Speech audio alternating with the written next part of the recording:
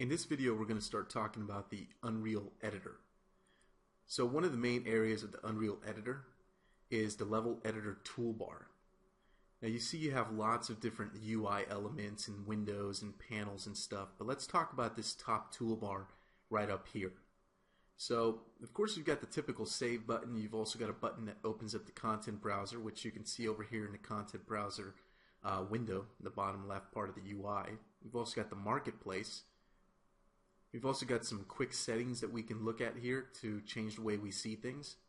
We've also got our world settings, which will pop up here docked next to the details tab. And we've got options for changing things like light mask, maybe changing the game mode, different sort of little details like that. So I'll close that out. Then we've also got the blueprint button over here, so you can open up blueprints that are in your level. So if you have any sub-levels, like in this example map from the shooter game project, we can open up those blueprints. We can also access matinees. So if we got a whole bunch of matinees in the level, we can open those up. We also have the ability to build. So if we want to build lighting, say we made some lighting changes, we need to build lighting to see the results, or just to finish packaging up our final game. We can also build geometry, different things like that. And then we have the simulate button and the play button. These are pretty important. When working on your game, you're going to want to test things. And one of the ways you test things is using either the simulate or the play button. So let me show you what simulate does. So you can see we have an item here that our viewport is centered on. If I click on simulate, we'll see that we actually activate logic and code and stuff like that in the game. So by simulating the scene, we can see that this object now spawns an ammo pickup for the player.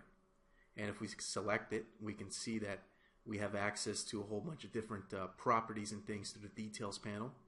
And we can see that it's slowly rotating, moving around, doing a little animation. So if I hit the pause button, you can see that the item stays, so it doesn't go away. Everything's still loaded in and active, but the world is basically paused. If I hit resume, we can go ahead and pick this up again.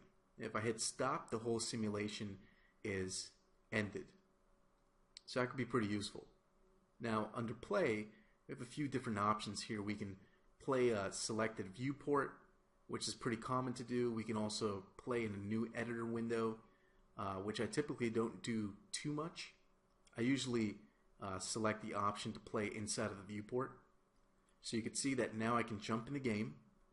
The code starts to get executed, blueprints, all that stuff, and I can actually run around the game. In this case, since it's the shooter example game, I've got a gun, I can shoot it, reload it, all that cool stuff.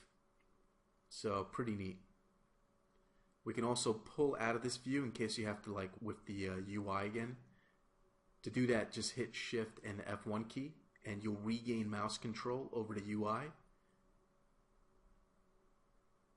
So you can see now I can work on things, maybe try moving something around, or maybe I have to do something inside the content browser or something like that. And then I can hit resume. And I can even hit this eject button, which allows me to pull out of the player pawn, which is basically the player character. And I can now zoom around and rotate my camera around in the viewport, and I can see my actual player. And if I hit pause, you notice that his idle animation stopped, so the character's frozen in place. Anything that's being simulated in the play mode is frozen in place. I can select objects. I can check out the properties in the details panel. So for example here I can see that I have access to the health of the character, stuff like that. All kinds of cool things that you can tweak. You can also hit this frame skip button. Every time you hit it, it'll skip a frame ahead and then pause. So you can see as I click it, little by little, my character starts to move around frame by frame. So it's almost like video on a camcorder or something like that. And then I can hit the possess button and my character will now, or I'll take control of my character. And if I hit resume, you just jump back into the game and run around just like I was before. And then I can hit escape to get out of the play mode.